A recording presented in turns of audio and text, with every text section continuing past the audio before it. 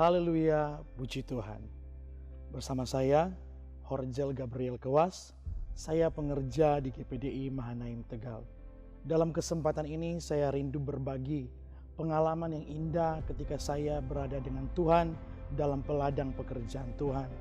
Saya tidak lupa peristiwa ini yang terjadi tahun 2019, tepatnya bulan November. Saat itu bertepatan saya sementara menempuh pendidikan di Sekolah Alkitab Batu di tingkat 2. Hal yang tidak pernah saya pikirkan dan hal yang tidak pernah saya duga. Ketika dalam pendidikan saya harus meninggalkan keluarga, meninggalkan orang tua, dan harus ada di Kota Batu. Tuhan izinkan saya mengalami suatu proses di mana saya waktu saat itu harus mengalami sakit. Dan bukan sakit yang hanya sekedar sakit biasa. Waktu itu ketika saya diperiksa, ternyata saya mengidap penyakit usus buntu dan batu ginjal. Satu hal yang membuat saya sepertinya hampir menyerah di tengah-tengah keadaan yang sulit waktu itu. Membuat saya drop. Saya sempat bertanya, Tuhan, kenapa Tuhan panggil saya untuk datang menempuh pendidikan di Sekolah Alkitab Batu di tingkat 2. Dan Tuhan izinkan saya harus mengalami sakit penyakit ini. Yang hampir-hampir membuat saya harus tidak menyelesaikan pendidikan.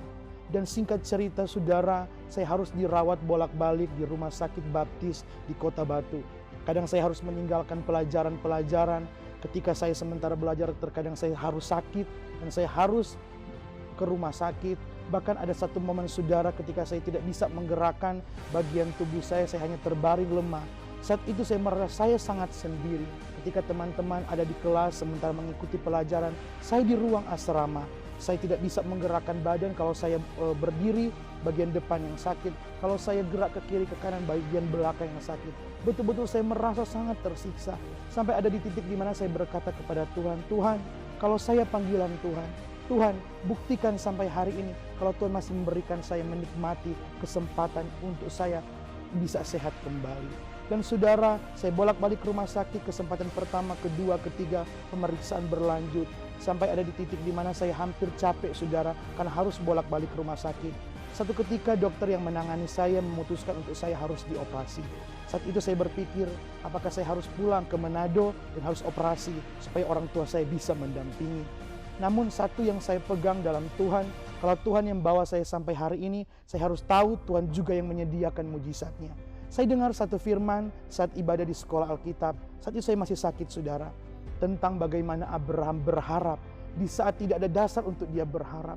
Saya merenung firman ini dan saya menangis ketika kami harus berlutut dalam penyembahan. Tempat duduk saya penuh dengan air mata. Saya bertanya dan menyerahkan diri kepada Tuhan dan saya berkata, Tuhan, ini titik di mana saya berharap sepenuh kepada Tuhan. Bahkan saya berkata, Tuhan, kalaupun sakit ini yang sepertinya akan menghalangi pelayanan saya mau berkata, Tuhan, saya mau menyerah dengan Tuhan. Jadilah kepada pribadi saya sesuai dengan kehendak maunya Tuhan. Harus saya menempuh perawatan demi perawatan, dan perawatan terakhir saudara, saya harus lagi mengikuti pemeriksaan di ruang radiologi. Dan dokter yang menangani saya, puji Tuhan, untuk dokter yang kedua ini adalah dokter Kristen. Ketika dokter yang non-Kristen yang sebelumnya menangani saya telah memberikan semua data-data pemeriksaan saya kepada dokter di bagian radiologi ini, saya ditanya, apakah siap untuk hasil-hasilnya? Saya berkata, puji Tuhan dokter, saya siap. Tidak kebetulan dokter ini orang Kristen. Saya kaget ketika dalam pemeriksaan dokter menghentikan pemeriksaan. Dokter mematikan semua alat-alat yang ada di ruangan itu dan suruh saya keluar. Saya berpikir, Tuhan, apakah ini pertanda yang tidak baik? Sampai dokter berkata, nanti saya panggil kamu lagi, kamu harus ikut pemeriksaan yang selanjutnya. Dan yang mengagetkan saya saudara, dalam pemeriksaan yang kedua, bagian-bagian yang dideteksi ada batu ginjal. Bagian-bagian yang dideteksi sebelumnya ada usus buntu.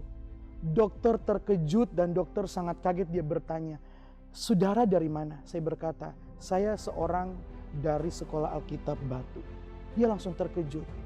Dia langsung matikan kembali dan dia berkata, hari ini Tuhan itu ajaib buat saudara. Saya bingung dengan jawaban itu. Apakah ini pertanda sesuatu yang baik? Dan dokter menunjukkan hasilnya. Bekas-bekas usus buntu, bekas-bekas batu ginjal, waktu pemeriksaan terakhir, semua tidak ada.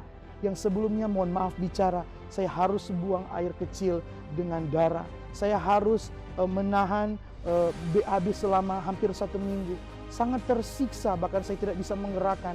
Ada satu malam yang saya ingat malam itu, malam yang saya jadikan malam saya bergumul dengan Tuhan. Di saat semua orang tidur beristirahat, saya hanya menangis. Saya berkata, Tuhan, malam ini saya rindu ada satu pengalaman dengan Tuhan.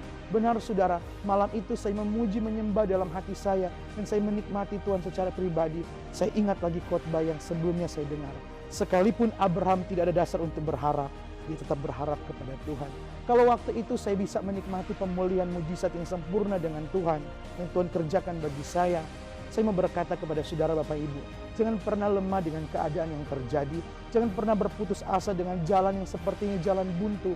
Jangan pernah kecewa seperti tidak ada jawaban dari Tuhan. Tetaplah menanti dengan percaya, tetaplah menanti dengan harapan yang pasti bahwa dalam Tuhan semuanya bisa terjadi. Dalam Tuhan tidak ada yang mustahil. Kalau saya bisa menikmati mujizat waktu saat itu, dan sampai hari ini saya masih bisa diberi kesempatan untuk melayani Tuhan, Bapak Ibu Saudara sekalian juga bisa menikmati hal yang sama. Tetap percaya, tetap beriman bahwa Tuhan bersama dengan kita.